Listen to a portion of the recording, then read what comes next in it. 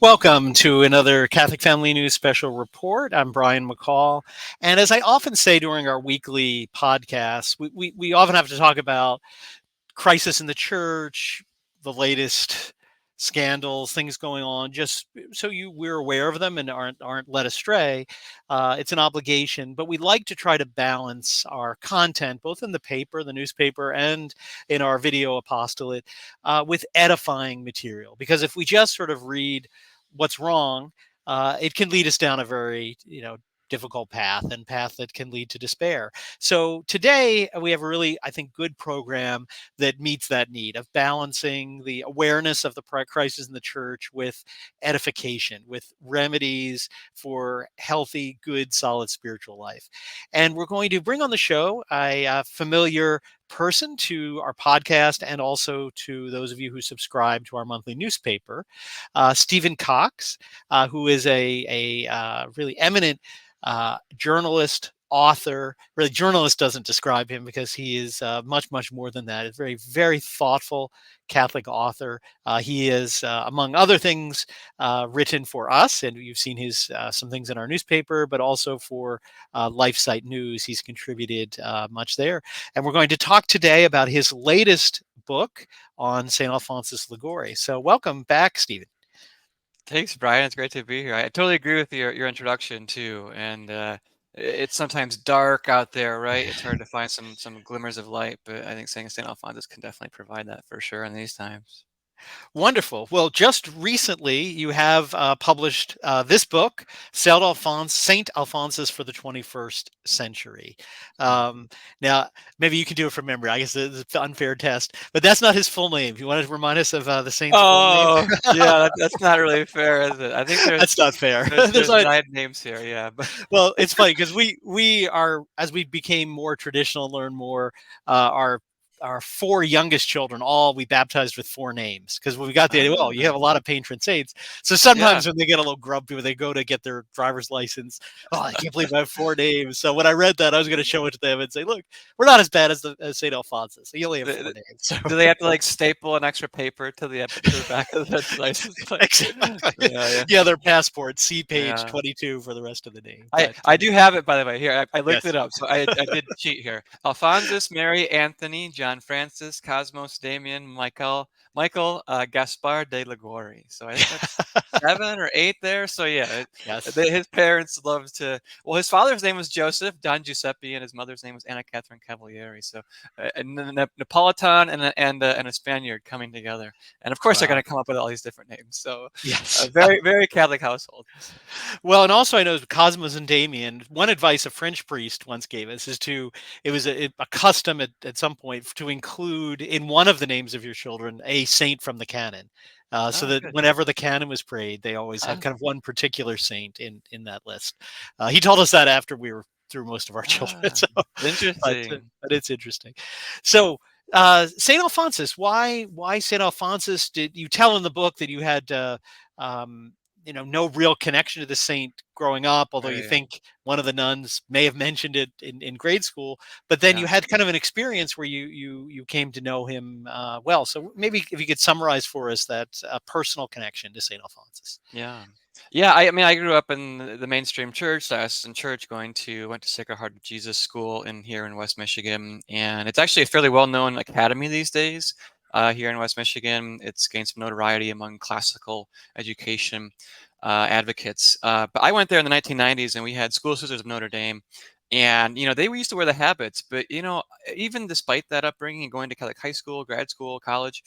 Um, Even in my mid 20s, even when I was a so-called conservative Catholic, following Cardinal George at the Archdiocese of Chicago where I was working, and I had never really come across any saint who really caught my eye. And to be honest, I wasn't doing too much spiritual reading at the time anyway. So I moved back to Grand Rapids after working for the Archdiocese of Chicago. Back then, it was under Cardinal Supich. Don't tie me in with Cardinal Supich. Um, it was with Cardinal George, so at least he had some things a bit better. And so we moved back to Grand Rapids and was living with a friend. I was about 26 at the time. he was working at a bank, and I was working as an adjunct instructor, teaching political science and different courses. And just through divine providence, he had acquired what seemed to me just all these old reprints of Saint Alphonsus that were done, I think, in the 1980s. And a lot these are very common. You see these reprints done on Amazon today. You can still buy them. I might even have a few copies here. Here's kind of what they look like.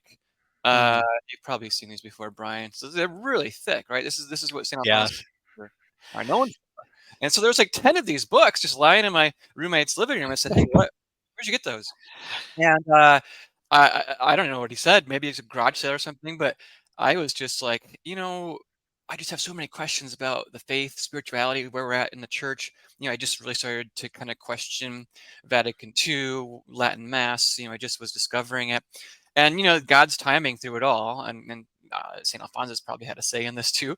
Uh, that those books presented themselves to me, and I just started reading voraciously, and I just couldn't put it down because I'd never read, Brian, anything Mm. like what he was saying about the priesthood, about prayer, about Eucharistic adoration, about confession.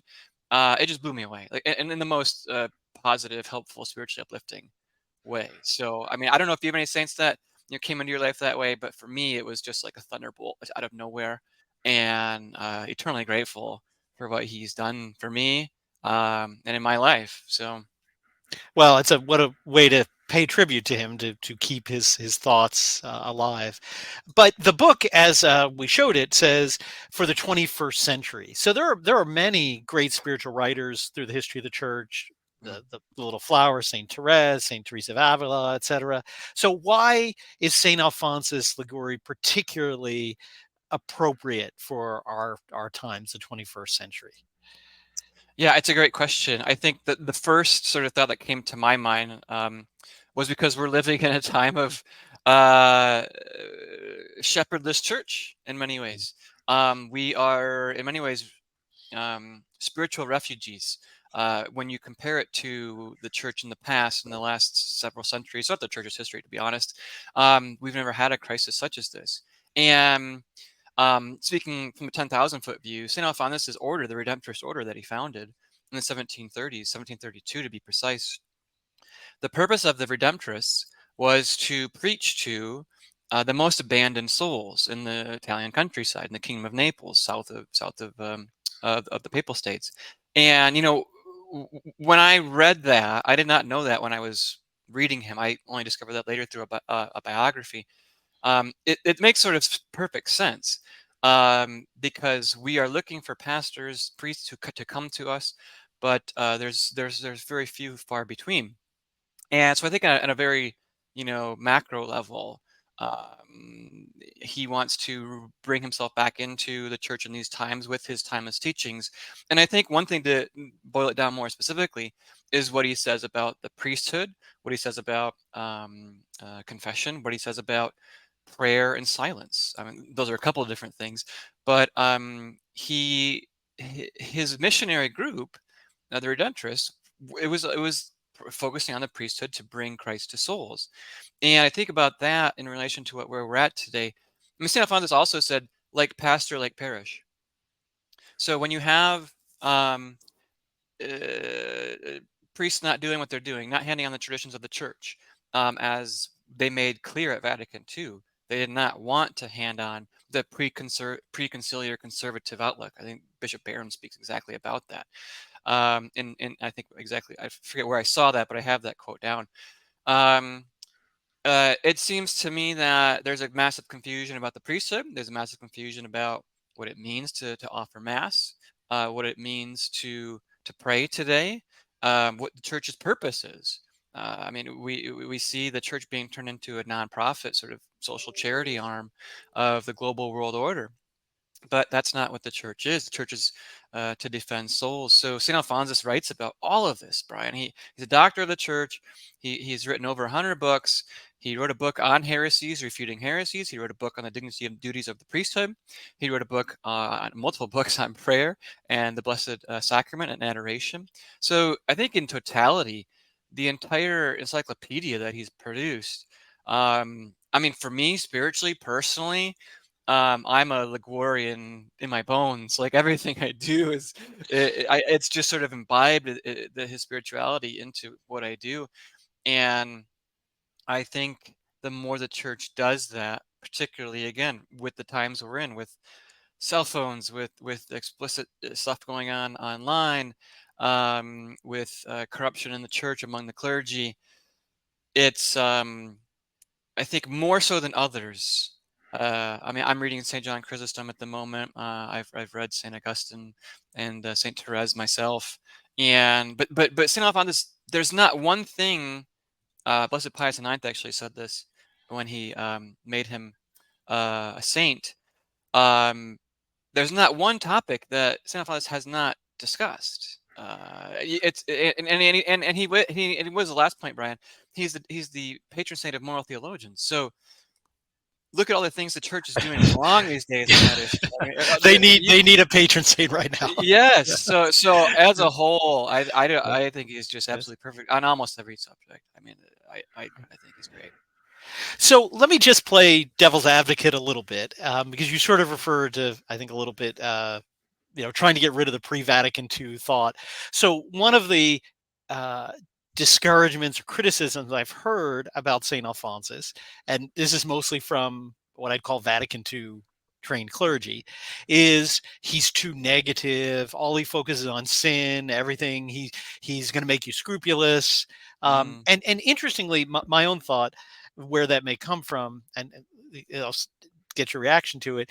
Anyone who's not even read St. Alphonsus Liguori, but has somewhat of a devotional life and goes to Stations of the Cross, has likely met St. Alphonsus, because his way of the cross is, I think, one of the most widely used. So much so that if you ask people, they think that's the only way to do the Stations of the Cross, because yes. that may be all they've seen. But it is very focused, if you've made them the stations with him, on complete awareness of how sinful we are, how much we have to offer, how much we have Mhm, to repent, how we've deserved hell. mhm. And it focuses the mind. It's wonderful in Lent, but often I've heard, oh, he does that. It gets everybody negative, and they just give up. If people say that, what would, I guess, be your response to that? If that criticism of, or quote unquote criticism? Well, I mean, negative. Look at how many souls the Redemptorists won to the true faith throughout its history. Look at the burgeoning fruits of his preaching and the order of itself, and look at, I think, generally speaking, the um, benefits of what we could just simply say is the pre-Vatican II church itself in regards to all of that. I mean, I think that um, as regards to, and this is the interesting thing. I have read the contemporary Redemptorists, and they they will say many of the same things. So they belittle their founder. They would say his overt emphasis on the passion Mm. makes us forget about Christ's resurrection and about all the other miracles he did. They also talk about how his teachings on conscience. It's not long ago, Brian, I was watching a documentary with the current Superior General of the Redemptorists, and he's a Canadian, and he said Amoris Laetitia, so Pope Francis's document on divorced and remarried. He said St. Alphonsus' handprints would be all over that. And that doesn't make much sense, because St. Alphonsus always stood, yes, conscience needs to, we need to follow our conscience, but conscience needs to be formed correctly. Okay, and we need to have an upright conscience. And I think one priest who understood and really brought St. Alphonsus' teachings into the 21st century is Father Francis Connell, who I'm sure you know. He was Yes. the editor of the American Ecclesiastical Review, and he was one of the sharpest minds. I think he actually studied under Gergulagrange Yes, in he Rome. did. He did. So, Yeah. the brilliance of these minds and the fruits of St. Alphonsus' spirituality, his teachings on moral theology, brought so much. They were fitted for the soul. I mean, if you're going to do a project about anything, if you're going to build a house, if you're going to um, even just do something as simple as playing a basketball or a football game, it's football season, right? You have to know your end, and you have to know the enemy, right? And our end is heaven, and the enemy is the devil. So, St. Alphonsus, and you know your own weaknesses, right? Mm. St. Alphonsus, I think, clearly understood that even though he was scrupulous himself, he understood human nature, he understood spirituality, he understood the devil, and he understood, yeah, you're gonna have to think about your last end, your judgment, for the last things, death, judgment, heaven, and hell. That's what traditional Mm. redemptorists even today preach about. It's a necessity, and you know he's not unaware that people are maybe sensitive to some of these things, but he has remedies for them. He will say, Mm. if you are scrupulous, trust your spiritual advisor. Yes. Pray and put trust in God. Don't be prideful and think you're just going to work out on your own. It's all dependent upon you. No, Christ died for you.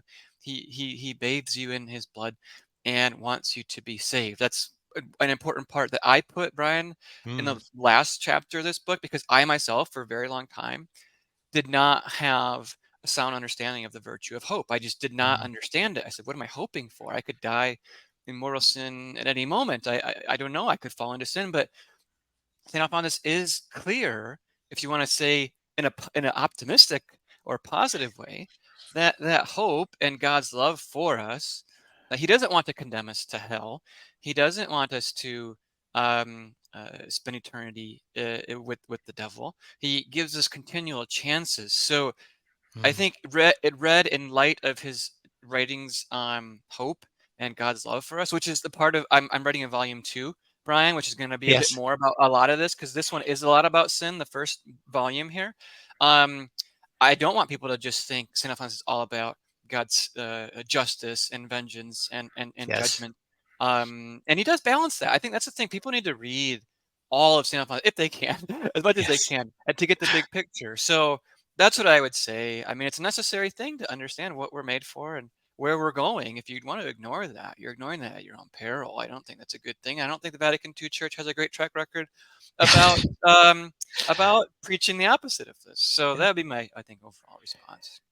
No, definitely. You compare what the I think I would even say just at the Redemptorist level, the conversion rate of the traditional Yeah, Redemptorists before this and after is yeah, pretty stark. But you're right. There definitely is, even in those famous Stations of the Cross. It always struck me that very last station, he doesn't end without that note of hope. He says, "But thou didst rise again the third day." So even in mm, that laying in the tomb, you get that reminder, like what this was all oriented towards.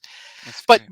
one other thing I'd like to ask you about, and you mentioned this in the book on one reference, but the other major point of contact with Saint Alphonsus is one that's I have. You talked about kind of having personal connections. I have a deep personal connection to, and that is Our Lady of Perpetual Help, Yes. to which he and then subsequent Redemptorists have always directed devotion. And I don't know, maybe you talked about the second version, maybe a little bit more background, tell the story of the image of Our Lady of Perpetual Help. It's a fascinating story. It's just a little suggestion. Maybe you can include a Oh, little bit more on her. But we have been in two chapels where there's great devotion, where there's weekly devotion and consecration and veneration of the picture. And I remember once when I went to Rome after having done this many years, uh, was able to go into the church where the original image of Our Lady of Perpetual Help is enshrined, and it was very moving. And interestingly, to end the personal story, we've had that for many years, this devotion, but we didn't know until after I had been to Rome that the feast of Our Lady of Perpetual Help, just one of the things I didn't dawn on, is the 27th of June, which mm, was actually our oldest child's birthday, our oh, one who's neat. now a priest. Yeah, And so he was, as the oldest, he was the first to go to Our Lady of Perpetual Help. I mean, we used to go so often. Now I don't even need the book, right? The prayers are so familiar. that's But great. he, on his ordination day, the vestments he had made to wear for his ordination day had an image of Our Lady of Perpetual Help on Wow. the back. So, really, that as well with it has those same themes, but has been really Mm. important in our life. So, a little suggestion: maybe you'll include a little bit more on her in the next book. Yeah, absolutely. All that sort of history. I mean, St. Alphonsus, as you know, I mean, he was. devoted to Mary his whole life. And I mean, he laid Yes. down his sword at her Our Lady of Ransom in Naples. So I mean, she appeared to him multiple times. So yeah, Yes. I think you know, I've heard it said that he's a Marian maximalist, and he is. He wrote the Mm, Glories of Mary, over, yes. you know, 600 pages. So I think it's great. I myself too have a devotion to Our Lady of Perpetual Help. I probably don't know all the history as well as you do. I think I take that advice I appreciatively. I think that's a great thing Yes. to include in a future volume, because Yeah. I mean, you can't go wrong with any of that. So that's Yes. great to hear. I'm glad that your son had Yes. that devotion. So let's maybe jump to another topic that you have written about in this volume. And again, this volume is available, St. Alphonsus Liguori for the 21st Century, on Amazon. Is that correct? If is the Yes. best place to buy it. Yeah. And so you can buy this and read it while volume two is being written so that you'll be ready when that comes out. But one topic you cover is the priesthood. So maybe if we could spend a little time, because that is such an important topic in this crisis, and try to summarize for us the salient points about the priesthood that St. Alphonsus really uncovers for us. Yeah, so he did write the Dignities and Duties of the Priesthood. That's his most famous work Right. on the clergy itself, and he, I believe, wrote it sort of as a sort of internal document, really for Uh, his own members. And he the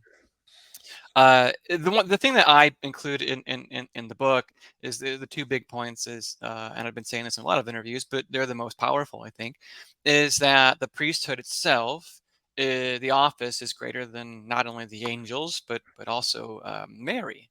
And for people to read that, when I first read it the first time, I said, how does this make sense? Because Mary's the mother of Christ, she bore him in her womb, and St. Alphonsus defends that position and says, well, um, priests are making a continual sacrifice in persona Christi at the altars. Their worship of God, their sacrifice to God, is of infinite value, and that it's a it's unbloodied representation of Christ's death. So they call down from heaven the body of Christ our Lord, who, when given to souls, is what gives them uh, the bread of life, and that gives them entrance into heaven. And secondly, he says, is that the priests, through confession, free a soul from hell. So it loosens and does away with the chains that a soul is tied down to with sin. And so the St. Alphonsus says those two particular faculties are greater than anything. An angel can't do that. An angel can't forgive sins. Mary can't forgive sins. Mary can't. She's not here today physically at a mass handing out her son, although she did obviously bring our Lord into the world, and without her consent, none of this would be here.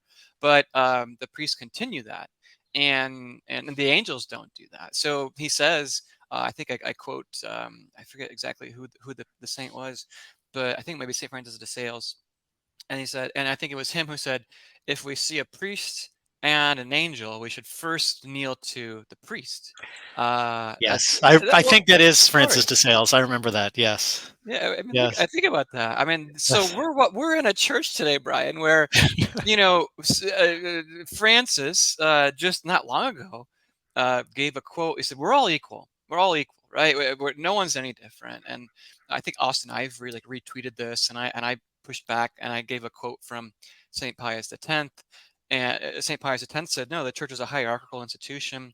There, you know, there's different layers Mm, supernatural realities here, that we're not just as an egalitarian institution of Democrats, you know, making these decisions, as the most recent synod was. Everyone, the lay people and the bishops, had the same amount of power.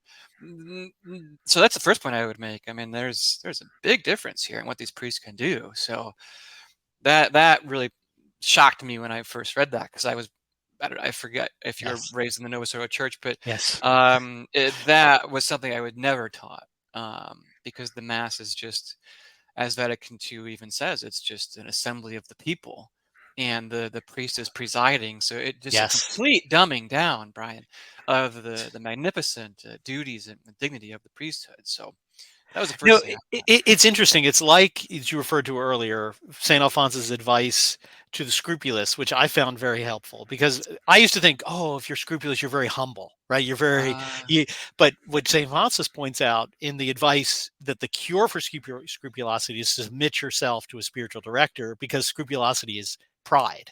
It's yeah. really pride. It's not humility. Same thing with I think the Vatican II priesthood. There's this, oh, we're being so humble. We're being so humble. Uh, Before, when they said things like the quote of St. Francis de Sales that you would salute a priest before an angel. yeah. Oh, those priests were Mm, so proud. But it's really the opposite. yeah. The priest who realized it was nothing of his that merited him to be above an angel. It was all Perfect. Christ through him. Where now, when you're the president of the assembly and it's all about you, it's all Yeah. about you're being able to entertain people and keep their attention and do this and do that and orchestrate things, that it's all focused on the priest's human characteristics, which is not greater than an angel at all. It's Yeah. only when those fall away that he falls into that. So it is sort of interesting. Same insight from Saint Alphonsus that what we first think is pride is really the opposite. That we're deceived. That's brilliant. I mean, I Yes. think growing up, I mentioned this in the book too. Like, I would go to, I mean, the church I went to, the priest would walk up and down the aisle during the sermon, right? It's very Yeah. common. It's like a Yes. Protestant Yes. tactic. And Yeah. then there was like guitars, and it's a trying to um, do as much human work to maximize Yes. like the influence, and like, good morning, hello. It never struck me as something that I wanted to get more involved in. It was always wasn't until attended Latin Mass when I was 27, and you probably feel the same way, where it's Yes. like, okay, this speaks to the soul. This is the beauty of God, and it just shows the failures of the modern churchmen, and maybe not it's through some faults of their own. Maybe they just don't know, some of them, but the real bad guys, they obviously knew what they were doing and changing the liturgy. And so I think you're absolutely right. And I mean, Saint Alphonsus, he says a lot. He has a lot to say about the Mass too. Like, he talks about reverent liturgies. That'll be volume 2, where I'll bring Mm. him in to defend the traditional Latin Mass. But I think that's absolutely right, because the like you said, the Latin Mass, the priest disappears. His personality is completely gone. It's all about Christ, and I mean, that's real humility, is humbling yourself, saying this is all for God. But yeah, you're the Novus Ordo. It's all about me. What can I do? Awful. Yes. And again, that's I think to be on that, the sort of push for participation is part of that. Well, Yeah. if it's all about the way you proclaim the reading, well, maybe this Mm. layperson can do that better. But if it's I Yeah. can't do anything, it's all I'm just the instrument, the action of Christ. It's much more humble. But Well, to make yeah, one final point on that, yes, Saint Alphonsus, he instructs his priests how to preach. Okay, so yes, he doesn't miss anything at all, and he says, don't be verbose. We're not here to make a grand, eloquent thing. Just preach very simple. He himself said, the little old lady in the back of the church should be able to understand what you're preaching about, right? And in mm, these times, that's what the Novus Ordo Church is filled with, right, unfortunately. right, And he says, keep your bullet points very simple, 2, 3 points, and keep it short. And remind the faithful about the 4 last things: death, judgment, heaven, and hell. And yes, especially Mary. He said that when his Redemptorist priests would go on missions, which there are a few traditionalists who still do this. Father Alphonsus, who endorsed the book, does this. Um, they preach about on their missions the 4 last things, and you get to make a general judgment or general confession before the mission's over. So these are just such time-tested things that should not have been tinkered with at all. And obviously, there was sinister intent, I think, because just look at the fruits and the players involved and all that. So yeah, preaching is another thing for priests, other than confession too. We can go on and on, Brian. But right. anyway, that's my last point: is the difference between the Novus Ordo preaching today and the way traditional Redemptorists do it. It's night and day Yes. for sure. Well, and since you mentioned it, I'll show this is the back of the book, and as you mentioned, it has been endorsed by Father Alphonsus Maria of Yellow Lamborghini fame. So anyone's ever been to Father Alphonsus's missions, you'll know that reference. It's funny. Oh, Anybody I ever meet that's been to one of his parish missions, oh, the yellow Lamborghini, right? That and his Tonka truck, I think, is his other that he always mentions. But yes, he is one of the few redemptorists in the world, and I think to me, to see his endorsement and these incredible words, that he had for your work. Stephen Kokx does something similar, starting with his own experience. He shows how St. Alphonsus' teachings can be applied to life in the 21st century. And from the priest I know that knows St. Alphonsus better than any priest I know, that was high praise coming from him. Yes. But also, I Yes. see Archbishop Vigano has endorsed the book. So, how did that come about? How did Archbishop Vigano learn about the project? Well, fortunately, if you work at LifeSite, you can make a lot of connections pretty easily. Was very blessed to have the career I've had, and just through different mediums, I was able to contact him, and I sent him a transcript, a copy of the transcript, and being an Italian, he's Italian. Yes. He wrote an endorsement, and it seemed to know all about St. Oh, Alphonsus, and he was very pleased to do that. I was very fortunate for him, as well as Father Alphonsus yes. Maria, who actually now is here in the Midwest where I live, and Yes. he's come to our chapel here not long ago. He wrote a book about a traditional redemptorist in the 20th century. Father, who is it, Brian? He just wrote a book of himself, himself of a traditional redemptorist priest who Ah, okay. basically helped him become a redemptorist himself. So yeah, Yeah, very I fortunate. wasn't aware of that. I know he's there because he founded a sort of seminary to train more Redemptorists, to found a more of a community there in your part of the Yeah, they're starting. country. Yes, I mean, yes, there is the ones in Papastranze off the Orkney Islands yes, in yes. Yeah. Scotland, and Father is here in the States. So the Saint Alphonsus, he's pumping blood into the church still, Brian. So, He but is. he wasn't he was not one of these. He wasn't an early church father. Like people I think forget that Saint Alphonsus lived like during the Revolutionary American War. Like he died in Yes, 1787. So I mean, yes, he was alive when the Constitution was being written, when George Washington yes, was alive. Like he's a very modern saint. And there are yes. books, by the way, Brian. Um, One in particular on the truths of the faith is what it translates to. I have actually a friend of mine who's fluent in Italian, and he Mm. read that book. It hasn't yet been translated into English, and Saint Alphonsus writes about in that book about John Locke. He writes Oh, about, I think, like Rousseau and Voltaire, and like the errors of modern philosophy. So I'm hoping to cover this in the second volume because this is mostly it's a spiritual book, but volume 2 is going to be more about what does he say about modern philosophy, the errors of the modern world. About, I think, even we could bring in what he would think about Vatican II, and wow. a lot of ecumenism. So there wasn't much he missed, and so I think that's important to bring out too, and to let the modernists who are running the show know, the modernists in the Redemptorists as well, like, hey, St. Alphonsus is not your guy. You're deviating from him, and we need to get back to what he really stood for. I think that's really important. Mhm. So, Well, yeah. that's interesting. I didn't know about that book on the kind of the Enlightenment philosophers. That's fascinating. Before we run out of time, I'd like to shift a little bit to a different subject, just to give people a little flavor of different things in the book. You have one subheading in chapter 3 called "A Lover of Music." So maybe tell us a little Yes. bit about that, about Saint Alphonsus's love of music. Yeah, so fascinating. First of all, he was a lover of a lot of things. He Yes. was a painter. He painted quite a bit. I'll include some of his paintings in the second Oh volume. wow. He was a poet. He wrote poems, hymns. When he would actually go on his pilgrimages and his Oh missions, wow. he would sing to the people. So I don't know if Father Alphonsus sings to those who go to his missions. He probably wouldn't Uh, want to do I don't that. think so. Yeah, I don't think so. Yeah, but I mean, St. Alphonsus was a Napolitan, right? This is the Southern Italian. They're very Yes. melancholic, very emotional. So he would sing to the Yeah. congregations, and he probably sang very well from all indications. So um, he was a very learned, polyglot. I think is probably the right term. Understood a lot of different things, and his father, Don Joseph, who was a very fairly stern man, military man. He was captain of the Royal Navy there, and he instilled that discipline in his son. And so every day in his youth, he would practice some sort of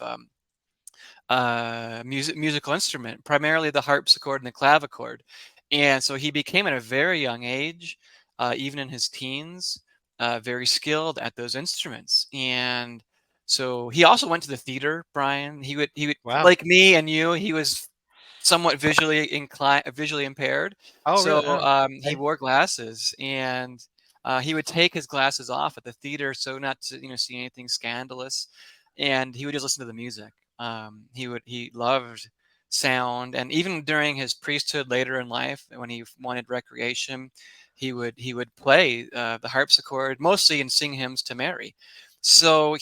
he was super skilled in that. And I think the last thing to mention here is I did include some of those in the book, so you can read them. It's very well written. It's just so lovely to think about him singing these things. One of them is still known today, from Starry Skies Thou Comest. This is one of the most Oh, famous yes, yes. Italian country Christmas songs. So we're coming up on Christmas. In the world, especially in Italy. I mean, Andrea Bocelli, they all love this song still, and they claim Saint Alphonsus for sure because of this. And I would encourage people to listen to that. Just go on YouTube. It's very popular. Um, so yeah, he was a great musician. Understood, I think, grace builds on nature and the importance of Mm. the liberal arts, in a sense, the humanities, oriented towards Christ, obviously. So yeah, a brilliant musician. I have none of that skill. I wish I did in my youth. My father did want me to become a pianist at one point. I just resisted. I wish I hadn't. But St. Alphonsus listened to his dad, and he became a brilliant musician. Oh, well, my children got all that from their mother, not from me. Definitely. So, Yeah. Well, that's great. That's that's wonderful. and again, we're talking about St. Alphonsus for the 21st century. It is available on Amazon. I probably can get it in one day in paperback. And this is incredible for the what you get for this 15.95 in paperback. There's also a Kindle edition for 9.99, so you can have that instantly as soon as you buy it. You can read that, or usually Amazon, you'll have it in a day or two. But this is now volume one of what we've just learned will be a two-volume series. So if you're looking for your next spiritual reading, highly recommend this work. So maybe before we're almost out of time, but before we go, the day that we're recording this is just after the weekend that we learned about Bishop Strickland being Yes, deposed by Pope yes, Francis. So we'll yeah. certainly be covering this probably later in the week on our show. But I thought, since you are such a well informed Catholic, maybe get your reactions to that. If you have any thoughts on that. Well, I'll tie it in with actually Saint Alphonsus. Oh, Near, even better. near the end of his life, he died outside his order. The Oh, Redemptorists wow. in the 1760s, 70s, 80s. There were two sort of houses, if you will, or not houses, but one was established in the Papal Yeah. States, one was established in the Kingdom of Naples, and there was an effort made by Alphonsus and his most trusted compatriots to get approval in the Kingdom of Naples. There was a lot of political intrigue back then, and the king had a lot of power, and it was thought that this would be a very helpful thing if we could get this done. And what happened? The rule was submitted to the proper authorities to get approval, and the I forget exactly who it was. It's a very nuanced story. They had requested that the rules be changed for the order itself, and unfortunately, those whom Saint Alphonsus trusted to sort of seek a reconciliation here with the powers in Naples uh, altered the rules to the whims Ah, of the decree that was wanted, and they brought this back to Alphonsus, and he was quite old at the time, couldn't see very well. Was probably very tired. He had a lot of ailments later in his life, mm, Brian, and he signed his name on the document, trusting that what they had done was it's on the good. level. Yeah. But later it came to be known to the Vatican, the Pope in particular, that Alphonsus. It came to be understood that Alphonsus changed the rule, and Ah. that he was subverting the Pope's wishes because the Papal States had already approved it, and so. Alphonsus protested and protested. He said, I did not mean to do this. This was not my intent." but to no avail. And so eventually the Pope dismissed him from the order. And so he Wow. died in a sense of white martyrdom, sort of in a humiliation, in a fitting way, as many saints do. And I Yes. think there's probably a lot of parallels here you can glean in Bishop Strickland's own situation, in that for doing what obviously is right, and speaking up for the traditions of the church, and not implementing, as he himself said, traditionis custodes, and calling out the errors, as we have to do. Scripture says this: openly Yes. rebuke those who are sowing discord. He's being punished for that. So I pray for Bishop Strickland. It's obviously a tyrannical move. It's a misuse of authority. Francis needs to come back to tradition. We have to pray.